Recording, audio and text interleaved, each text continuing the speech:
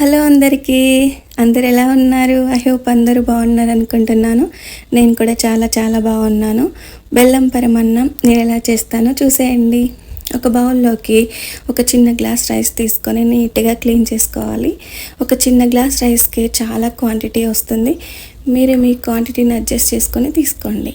నీట్గా క్లీన్ అయిన తర్వాత ఒక 2-3 గ్లాస్ వాటర్ వేసుకొని సాఫ్ట్గా కుక్ చేసుకోవాలి. రైస్లో ఉంటే అస్సలు బాగోదు. సాఫ్ట్గా కుక్ అవుతేనే చాలా టేస్టీగా ఉంటుంది. దగ్గర పడేంత వరకు, సాఫ్ట్గా అయ్యేంత వరకు ఇలా కుక్ చేసుకోవాలి. ఇలా కొంచెం దగ్గర పడిన తర్వాత ముందే హీట్ చేసి పెట్టుకున్న మిల్క్ని యాడ్ చేసుకోవాలి.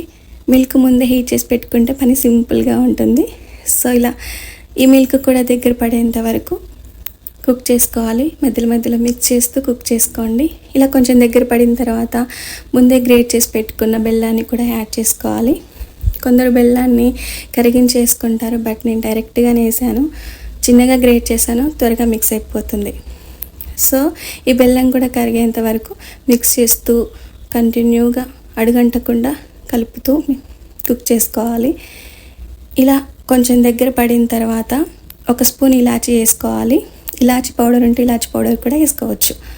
అండ్ గీలో రోస్ట్ చేసిన డ్రై ఫ్రూట్స్ అండ్ మీ దగ్గర పచ్చి కొబ్బరి ఉంటే పచ్చి కొబ్బరి కూడా వేసుకోండి. చాలా టేస్టీగా ఉంటుంది. ఇంతే అండి, చాలా సింపుల్గా చేసుకోవచ్చు. అండ్ బెల్లం పరమన్నాన్ని సర్వ్ చేసుకొని తినేయడమే. ప్రతి బైట్ని ఎంజాయ్ చేయాల్సిందే, అంత టేస్టీగా ఉంటుంది.